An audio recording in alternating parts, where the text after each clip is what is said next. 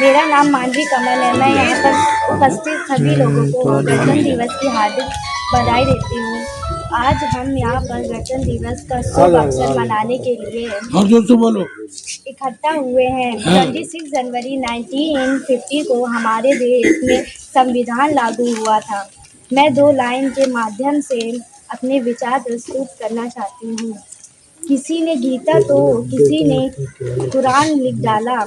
अरे जिसे रोका जाता था स्कूल जाने के लिए, उसने ही भारत का संविधान लिख डाला। 26 जनवरी के उपलक्ष्य में हम लोग इस पावन धरती पर पावन प्रांगण में उपस्थित हुए हैं। 26 जनवरी की आप सब लोगों को बहुत बहुत शुभकामनाएं। हमारे यहाँ पर बुजुर्ग, बच्चे, मातृशक्ति बैठी हुई है, उनको मेरा नमन और वंदन। जैसा कि मैं सोचता हूँ कि पूर्व वक्ताओं ने बहुत अच्छा बोला है, मैं उतने अच्छे शब्द प्रस्तुत नहीं कर सकता हूँ। 26 जनवरी 1950 में हमारा संविधान लागू हुआ, इसलिए हम आज इसको गणतंत्र दिवस के रूप में मना रहे हैं।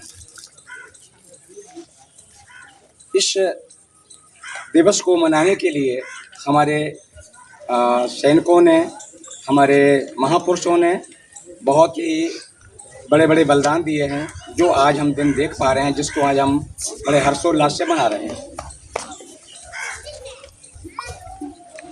इन स्वतंत्रता संग्राम सेनानियों में बहुत से सैनिक तो या बहुत ऐसे लोग हैं जिनको इतिहास में लाया गया है, लेकिन हमारे महानायकों को, हमारे जो स्वतंत्रता संग्राम सेनानी हैं, वो वास्तव में अपनी जान की बाजी लगा करके इस देश को स्वतंत्र कराए, उनका नामो निशान नहीं मिलता है।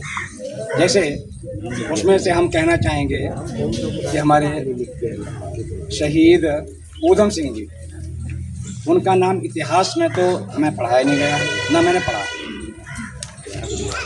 इस प्रकार के और भी हमारे महानायक हैं जिनका नाम इतिहास में नहीं है, इसलिए उनके इतिहास को मैं नहीं जानता। ऊधम सिंह जी के बारे में हम कहना चाहेंगे कि सन 1919 में जलियांवाला बाग में जो हत्याकांड कराया गया था, माइकल ओ डायर ने बिना किसी पूर्व सूचना के वहाँ पर 71 लोगों पर गोलियां चलवाई थी। उसी तारतम्य में उनके दिल में जो आग भड़क रही थी, उन्होंने उस अंग्रेज के घर में जा कर के उसके सीने पर चढ़ करके उसको गोली मारी थी, बम से उड़ाया था, लंदन में जा कर के उसको मारा था। तो हम कहेंगे ऐसे भी हमारे महान क्रांतिकारी हुए हैं जिनको हम नहीं जान पाए और ना जानने देने की कोशिश करें, क्योंकि ये इतिहास के पन्नों से दूर है। अगर इतिहास के पन्नों में ये आ जाए तो संभवतः हम महात्मा गांधी हैं,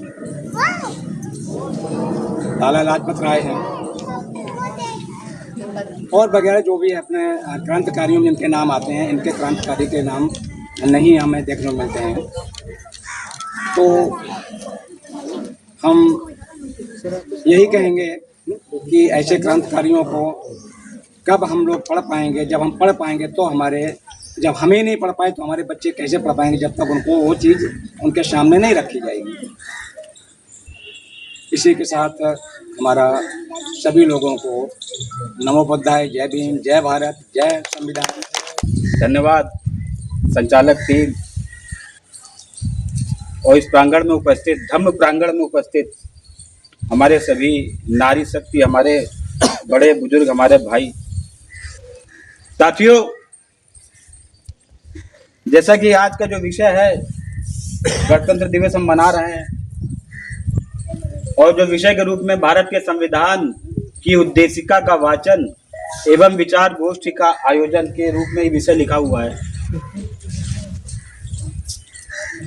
मैं अभी सभी को सुन रहा था, बड़े ही अच्छे वक्ता, बड़े ही अच्छे विचारकों को मैंने सुना और काफी कुछ सीखने को मिला। मुझे भी ये अवसर मिला कि आप जैसे बुद्धिजीवियों को सुनने के बाद समझने का मौका मिला। वैसे कहना नहीं चाहिए, मैं भी मेहतर, भंगी, जमादार या वाल्मीकि कम्युनिटी से आता हूँ। अक्सर लोग ये कह देते हैं कि इस समाज को बोलना नहीं आता है, ज्यादा हिंदू हिंदू करते हैं, ये ब्राह्मणवादी लोग हैं, इनको धम्म के बारे में या बुद्धं शरणं गच्छामि, धम्मं शरणं गच्छामि या संघं शरणं गच्छामि के बारे में क्या पता, या इति पीसो भगवा रंग सम्मा संबुद्धस्य विद्याचरण संपन्नो सुगतो लोक विदु अनुतरो पुरुष धम्म सारथी सत्ता देव मनुष्यानंग बुद्धो भगवती। तो ऐसा क्या हुआ भारत में, हमारे देश में ऐसा क्या हुआ कि संविधान की आवश्यकता पड़ी, संविधान की जरूरत इस भारत देश में पड़ी ही क्यों? प्रश्न तो ये उठता है। हम लोग बड़ा गर्व करते हैं, गौरवान्वित महसूस करते हैं अपने आप को कि बोधिसत्व बाबा साहब जी ने संविधान दिया, बोधिसत्व बाबा साहब जी ने संविधान दिया, लेकिन उसकी नौबत आई क्यों? प्रश्न ये उठना चाहिए कि संविधान से पहले भारत में हो क्या रहा था, चल क्या रहा था? संविधान से पहले ऐसा कौन सा विधान चल रहा था भारत में जिसकी वजह से भारत को ऐसे विधान की जरूरत पड़ी जो सभी के लिए समान हो, सभी के लिए बराबर हो, सबके लिए समानता युक्त हो? इस संविधान की जरूरत पड़ी क्यों? जैसा कि आप सभी बुद्धिजीवी लोग बैठे हुए हैं, आप सभी जानते हैं, आजाद भारत से पहले हमारे यहाँ मनु का विधान चल रहा था, मनु का विधान चल रहा था। अब मनु क्या कह रही थी, मनु क्या कह रहा था? मनुस्मृति के रूप में, मैं बहुत ज्यादा तो अध्ययन अध्यापन करने वाला व्यक्ति नहीं हूँ, थोड़ा बहुत आप सभी को सुनता हूँ और उसी से थोड़ा बहुत अपना ध्यान विज्ञान या तर्क विकसित करने की कोशिश करता हूँ। पूरा 9वां अध्याय मनुस्मृति का हमारी सम्मानित बहन बेटियों बच्चियों के बारे में लिखा है। मैं नीले गमछों के बीच जाता नहीं हूँ, बहुत दूर भागता हूँ, आप मुझे कहीं नहीं देखेंगे। ये बंदरों के तरीके उछल कूद मचाते हैं, जय भीम जय भीम, देखो देखो कौन आया, शेर आया शेर आया। भैया पता नहीं आप जंगल में है कि कहाँ रह रहे हैं, बहुत डर लगता है। नीले गमछों के पास मैं नहीं जाता, बहुत अच्छा भंगी हूँ, मेहतर हूँ, जमादार हूँ, तो मुझे कोई बुलाता भी नहीं है। कहते भाई यार ये तो कहाँ मेहतर से कुछ आता ही नहीं होगा, भैया हम भी नहीं जाते। ये तो आज हमारे राजेश भाई सोनकर साहब जी हैं, बड़ा थोड़ा हमको बहुत पहले से जानते समझते, तो बुलाया इन्होंने। लेकिन अब आप ये देखिए कि मनुस्मृति में 9वें अध्याय में क्या कहा जा रहा है, 9वें अध्याय में क्या कहा जा, कितनी खतरनाक बात कही जा रही है। इमम ही धर्म सर्ववर्णानाम पश्यंतो धर्मम उत्तमम यतन्ति रक्षतुम भार्या भर्तारो दुर्बला अपि। पता है इसका मतलब क्या हुआ सर? इसका मतलब ये हुआ कि ऐसा धर्म सर्वोत्तम है जहां पे नारी शक्ति को वश में रखा जाए। और कौन से लोग उत्तम है? ऐसा पुरुष उत्तम है जो नारी को वश में रख सके, उसको कंट्रोल कर सके, उसको अपने वश में कर सके। मतलब क्या कहा जाए, यतन्ते रक्षितुम भार्या, मतलब आप उस नारी को, उस महिला को अपने वश में रखो आप। और दुर्बला अपि, मतलब जो पुरुष, ऐसा पुरुष जो पति है अपने पत्नी का, जो दुर्बला है, तितीरी है, सीकड़ी है, सिगरेट जैसी टांगे हैं उसकी, उसको भी चाहिए कि अपनी पत्नी को नियंत्रण रखे। फूंक मार दो ऐसे आदमी को, पुरुष को, जो उड़ जाए, उसको भी कहा गया कि अपनी पत्नी को नियंत्रण रखो। अब बताइए भाई साहब, क्या गजब की बात लिखी है विधान में। अब एक मजे की बात सुनिए और, धर्मोपदेशम दर्पेण विप्राणामस्य कुर्वतः तप्त मासे च तेल्यम वक्ते श्रोते च कुर्वतः। मतलब ऐसा शूद्र, मतलब ओबीसी पिछड़ा, हम तो अछूत हैं, हम तो नाली में घुसने वाले आदमी, हम तो बहुत दूर हैं। ऐसा शूद्र जो है, क्या है, जो कि उपदेश दे, जैसे मैं उपदेश दे रहा हूँ, यहाँ बोल रहा हूँ, बड़ी अच्छी अच्छी बातें कर रहा हूँ आप सभी के बीच में, जो उपदेश दे, बड़ी बड़ी बातें करे, धर्म का उपदेश दे, उसके कान में क्या कर दो? बताइए, लिखा है भैया। और जो लिख रहे हैं बड़ी प्लानिंग के तहत लिख रहे हैं, उनके पास समय है लिखने का, उनके पास समय है विचार करने का, मंथन करने का, वो प्लानिंग कर रहे हैं। वो हम क्या कर रहे हैं, नीले कबूतर बन रहे हैं, नीले बाज बन रहे हैं, नीला गमछा पहन। हम नीला गमछा नहीं पहनते भैया, नहीं पहनते। अभी जैसे आदरणीय नीलम बोस जी थी, बड़ी अच्छी बात कही उन्होंने, धर्म के बारे में एक अच्छी बात बताई। ना ही वेरेन वेरानी सम्मंतीद कुदाचनंग अवेरेन चा सम्मंती एस धम्मो सरंतुनो। मतलब क्या धम्म है? धम्म क्या है? वैर से वैर समाप्त नहीं होता है, अवैर से वैर समाप्त होगा। आग से आग समाप्त नहीं होगी, घृणा से समाप्त नहीं होगी, प्रेम से ही घृणा समाप्त होगी। यही सनातन धर्म है, यही बुद्ध का धर्म है, यही तथागत जी का धर्म है, यही बोधिसत्व बाबा साहब जी का बताया हुआ रास्ता है। और क्या है? अभी जैसे लिखा है भारत का संविधान, हम भारत के लोग भारत को एक संपूर्ण प्रभुत्व संपन्न समाजवादी पंथ निरपेक्ष लोकतंत्रात्मक गणराज्य बनाने के लिए तथा उसके समस्त नागरिकों को सामाजिक आर्थिक राजनीतिक न्याय विचार अभिव्यक्ति विश्वास धर्म और उपासना की स्वतंत्रता प्रतिष्ठा और अवसर की समता प्राप्त कराने के लिए तथा उन सब में व्यक्ति की गरिमा और राष्ट्र की एकता और अखंडता को सुनिश्चित करने वाली बंधुता बढ़ाने के लिए दृढ़ संकल्पित होकर अपनी संविधान सभा में आज की तारीख 26 नवंबर 1949 ईस्वी को एतद द्वारा इस संविधान को अंगीकृत अधिनियमित और आत्मार्पित करते हैं। मनु विधान क्या कह रहा है? हमारी सम्मानित बहन बेटियों के साथ आदि आबादी महिलाओं के साथ ये करो। तथागत बुद्ध क्या कह रहे हैं? ना ही वेरेन वेरानी सम्मति कुदाचनक अवेरेन चा सम्मति धम्मो सनातनो। समता समानता की बात कर रहे हैं। बोधिसत्व बाबा साहब जी कहते हैं मेरे दर्शन की जड़ें धम्म में है, ना कि राजनीति में। आजाद होने के बाद जो है हमने पूरा बहुजन आंदोलन बाबा साहब जी को उल्टा करके चला रहे हैं। अभी मैं किसी एक महामानव का नाम ले दूंगा जिसको हम सभी बहुत महामानव कहते हैं। मैं जितना पढ़ता हूं, जितना अध्ययन करता हूं, बाबा साहब के विपरीत ही पाता हूं उनको मैं। बाबा साहब के खिलाफ सारा काम कर रहा है। बाबा साहब जी एनिलेशन ऑफ कास्ट में कह रहे हैं कास्ट आर एंटी नेशनल, जातीय राष्ट्र विरोधी है। हम क्या कह रहे हैं? जातियों को जोड़ो, जातियों से राजनीति करो।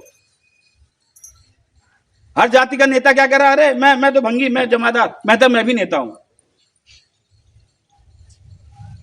तो ये आप ये समझ लीजिए, अब जाति जाति की पार्टियां बन गई हैं, जाति जाति के धर्म संघ बन गए हैं, जाति जाति के। खैर आज समय कम है, बातें बहुत सारी हैं और भी हमारे सम्मानित वक्तागण है। आदरण सभी संचालक टीम को बहुत बहुत धन्यवाद देते हैं, राजेश भाई हमारे बड़े भैया, और आप सभी माता बहनों को बहुत बहुत धन्यवाद। नमो बुद्धाय, जय भीम। मेरा नाम अमित कुमार पाल है और यहाँ पे उपस्थित सभी लोगों को जो है मैं प्रणाम करता हूँ।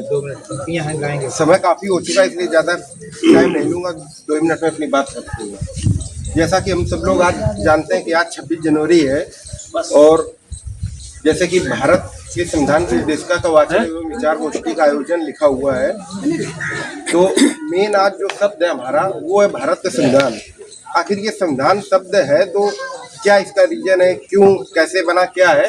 तो संविधान जो है एक प्रकार का कानूनी रूप से देखा जाए तो दस्तावेज है। दस्तावेज का अर्थात ये है कि एक ऐसा नियम कानून जिसपे हम सभी लोग बंधे रहे। अब एक छोटा सा एग्जाम्पल ही ले लें, जैसे घर है अपना, तो घर में भी जो 4-5 लोग रहते हैं व्यक्ति, उनके भी अपने कुछ कानून होते हैं, सुबह उठने का, शाम को जो है सोने का, और भी तमाम इस तरीके से। वैसे ही जो है इतने बड़े देश को चलाने के लिए एक लिखित दस्तावेज की जरूरत पड़ी, जिसको हम लोग संविधान के रूप में जानते हैं। और वो जो है सबको सैद्धांतिक रूप से मौलिक कर्तव्य, मौलिक अधिकार और जो है कानूनी रूप से और सरकार की संरचना को वो जो है अपने अधीन बिल्कुल करके रखता है।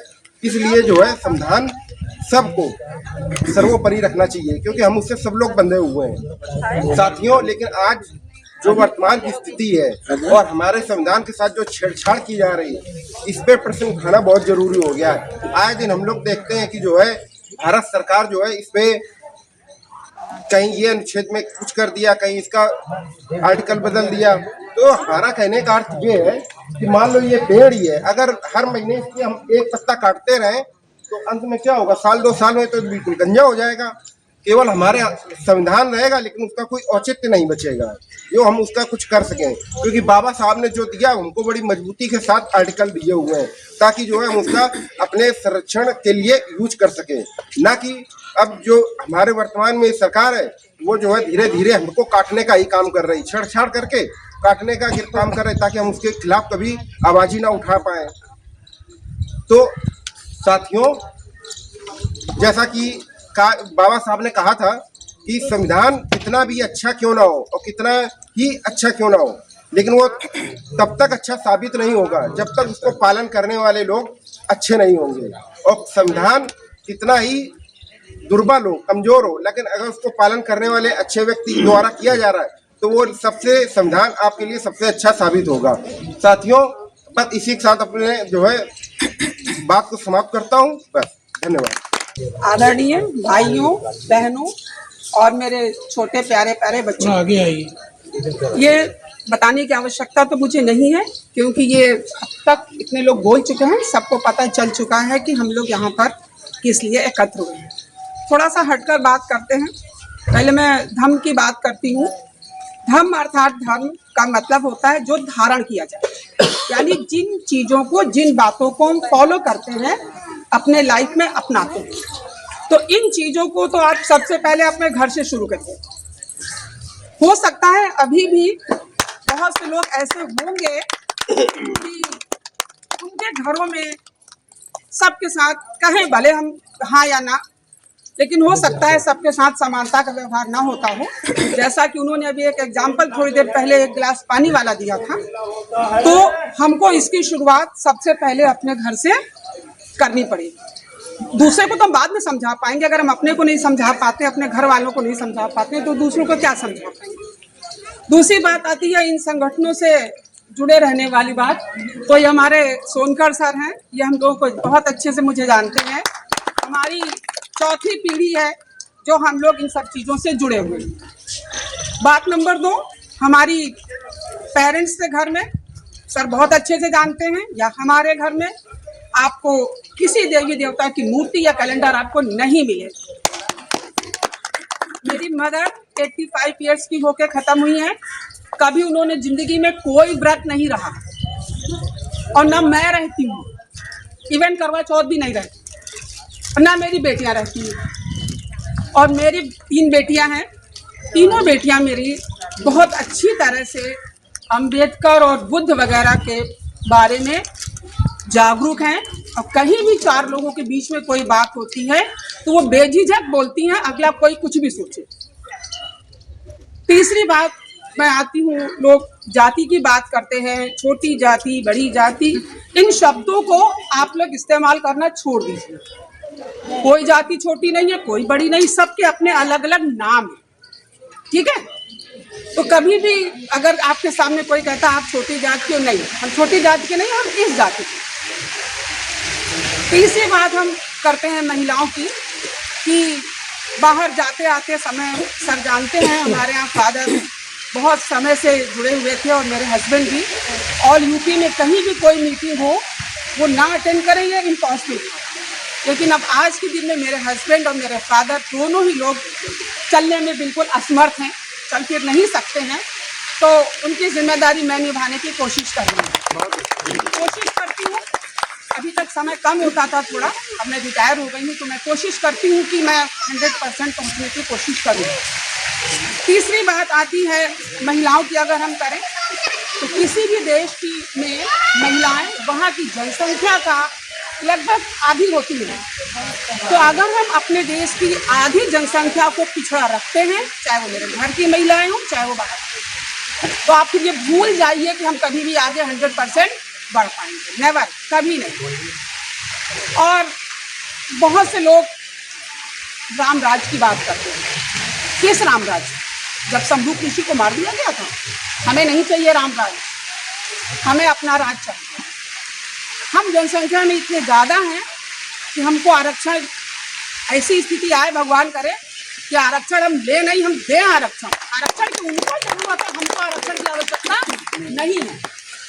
हमें भाई, हम इतने हैं 85%, 90%, हमें आरक्षण नहीं चाहिए, तुम्हें आरक्षण की जरूरत है। तो कम लोगों ने, अल्पसंख्यक लोगों ने बहुसंख्यक पर कब्जा कर रखा है। इससे हमको मुक्ति चाहिए। थोड़ी सी बात मैं प्रारूप समिति की करती हूँ। जिस तरीके से जब हम घर बनाते हैं तो घर बनाने से पहले घर का हम एक नक्शा बनाते हैं, उसके अकॉर्डिंग हम घर बनाते हैं। उसी तरीके से संविधान सभा के पहले एक प्रारूप समिति बनाई गई थी, ड्राफ्टिंग कमेटी, जिसके चेयरमैन हमारे अम्बेडकर सर थे और 7 लोग और 7 लोगों की कमेटी थी।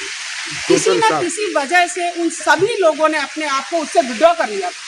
कुछ बीमार हो गए, कुछ हो गया, और अकेले अम्बेडकर साहब ने संविधान की प्रारूप समिति का काम अकेले उन्होंने पूरा किया। तो जब उस समय एक व्यक्ति ऐसा था जो पूरे देश के लिए कानून बना सकता है, तो आज तो हम संख्या में बहुत, कोई कमी नहीं है, संख्या में बहुत हैं, जागरूक भी हैं, भगवान की दुआ से अब पढ़े लिखे भी हैं, और बहुत से लोग ऐसे भी हैं जो हम लोग आर्थिक रूप से भी मदद जरूरत पड़े तो कर सकते हैं। तो जो व्यक्ति जिस हिसाब से कर सकता है अपनी हेल्प, उसको उस हिसाब से हेल्प करनी चाहिए। और मैं ज़्यादा समय ना लेते हुए, बहुत सारे लोग आए हैं और सब अपनी अपनी बात को रखें, इसलिए मैंने पुरानी बातों को रिपीट नहीं किया, और सब ने बहुत अच्छा बोला, सब बोलते हैं, और इसी तरीके से समय समय पर आयोजन होते रहें। हम और एक चीज़ बात कहना चाहूँगी कि प्रत्येक जागरूक करे एक। कहीं मैंने एक सेंटेंस पढ़ा था, प्रत्येक पढ़ाए एक, मैंने उसको चेंज किया है, प्रत्येक जागरूक करे एक। अगर हर एक व्यक्ति एक को जागरूक करेगा, वो अगले को करेगा, वो अगले को करेगा, वो अगले को करेगा, तो एक समय ऐसा आएगा जो हम 100% जागरूक होंगे अपने अधिकारों से, अपने कर्तव्यों से।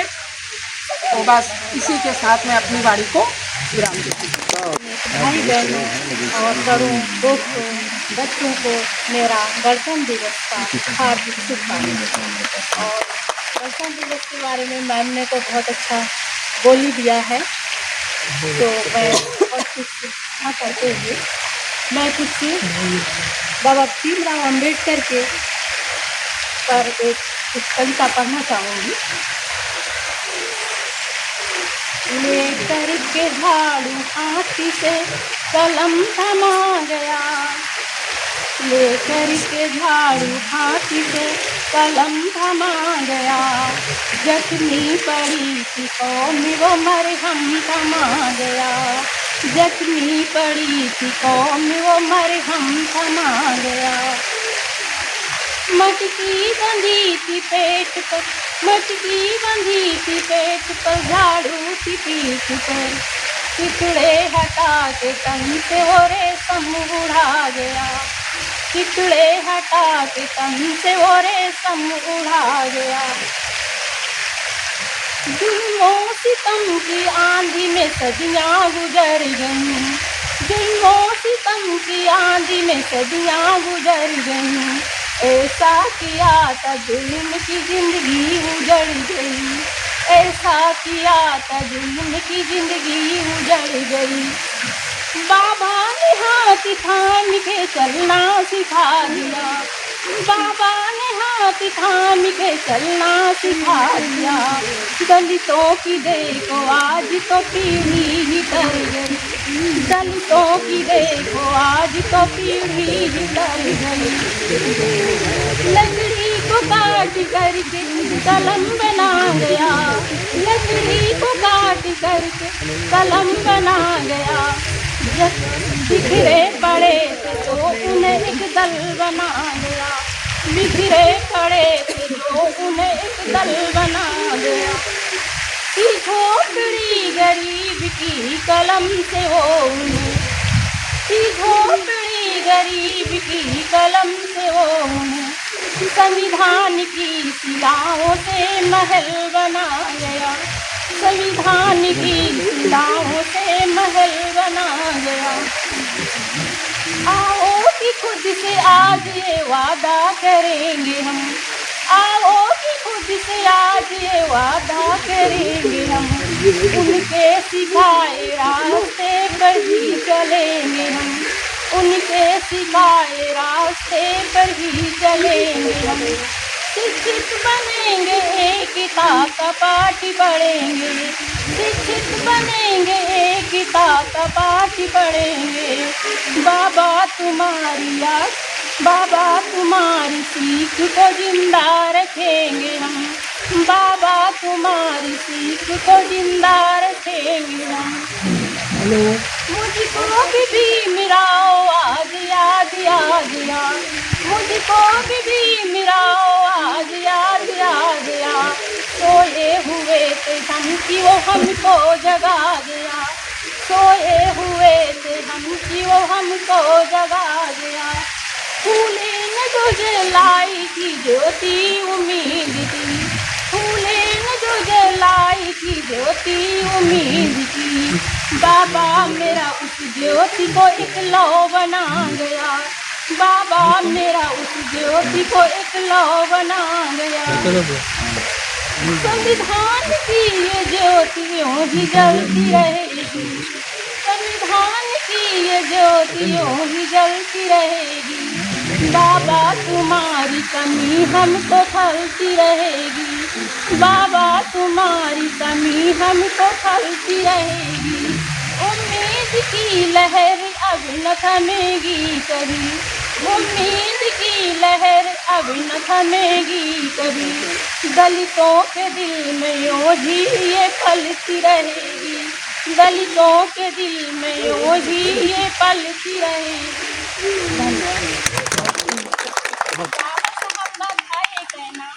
बाबा साहब का था ये कहना, कहना मेरी मूर्ति की पूजा मत करना, मेरी मूर्ति की पूजा मत करना। मुझको पढ़ना और किताबों में ढूंढना, मुझको पढ़ना और किताबों में ढूंढना। सशस्त्र में गणतंत्र दिवस की सभी बहन भाइयों को बधाई हो और सभी को मेरा सादर जय भीम नमो बुद्धाय। यहाँ बुद्धा पार्क में धरती पर आज ये कार्यक्रम संगोष्ठी का आयोजन किया गया और आज 26 जनवरी के जो कि महान पर्व है हमारे 85% के मूल निवासी और हम आदि आबादी की बहनों के लिए, क्योंकि बाबा साहब ने अगर हमें यहाँ खड़ा किया तो ये संविधान की देन है, ये बाबा साहब की मेहनत है। और नहीं तो हम कहीं आज झाड़ू लगा रहे होते अंधेरी रात में, ना कि दिन में। संगठन चला रहे जो लोग, भारत में 85% के लोग संगठनों में बट रहे। पहले तो जाति जाति में बटे थे, अब संगठनों में जाति के हिसाब से संगठन बनाए जा रहे हैं। हमने ज़्यादातर अभी 3-4 साल में ये ध्यान दिया है कि जो संगठन में मैन मुखिया हैं या वहाँ के अध्यक्ष हैं, उपाध्यक्ष हैं, तो आम पब्लिक के लोगों को जितनी भी जानकारी हो या संगठन की, एजुकेशन की, उसको लाइक नहीं किया जा रहा। लाइक किसको किया जा रहा है जान तो भाई है। आप हमसे ज़्यादा ही सीनियरिटी में भी हैं और एजुकेटेड भी हो सकते हैं। जो कार्यक्रमों में चंदा या पैसे का सहयोग दो, यही हो रहा है। मैंने देखा कई बार मैं कार्यक्रमों में कानपुर के अंतर्गत गई और मैंने देखा सारे भाई बैठे हैं, मैं महिलाओं में अकेली हूँ।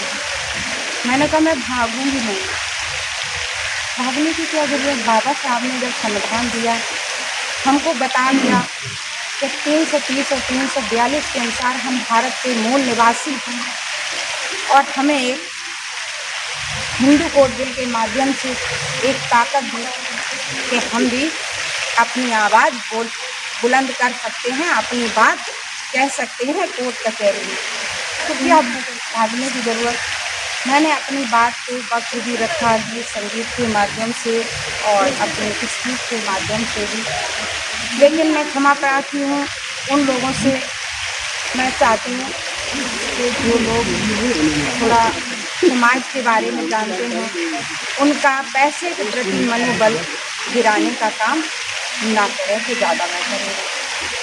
और आज 26 जनवरी है तो बाबा साहब को सिर्फ मनवादी व्यवस्था के लोग वोट के लिए हमारे सबके बीच में आते हैं और जैसे ही कर लेते हैं बाबा साहब को पुष्पांजलि कर लेते हैं। और वो बाबा साहब ने सन 1950 को जब हमको संविधान लागू कराया और 1947 में जब बनकर तैयार हो गया, तब से आज तक हमारे बाबा साहब को बुलाया जाता है। तो उसी पर मैं चंद लाइनें बोलूँगी कविता के माध्यम से। और मैं यूट्यूब चैनल पे भी अपने कुछ गीत सामाजिक स्तर पर बाबा साहब के मिशन पर आधारित और बुद्ध के गीतों को भी गाती हूँ। डॉक्टर साहब हमारे बीच में बैठे हैं। जो महिलाएं ग्रामीण क्षेत्र में या शहरी क्षेत्र में कहती हैं कि हमको बाबा साहब के गीत नहीं आते हैं, तो मैं एक आवाज़ सीधी भाषा में बोलती हूँ। मेरा चैनल भी है हिंसा गौतम 007 के नाम से। तो मैं बाबा साहब के लिए 4 लाइनें दोहराती हूँ। 26 जनवरी भारत में प्रतिवर्ष मनाई जाती है, प्रतिवर्ष मनाई जाती है। फिर संविधान निर्माता की क्यों याद भुलाई जाती है, क्यों याद भुलाई जाती है। 2 वर्ष महीने 11 दिन 18 लगे बनाने में, 18 लगे बनाने में।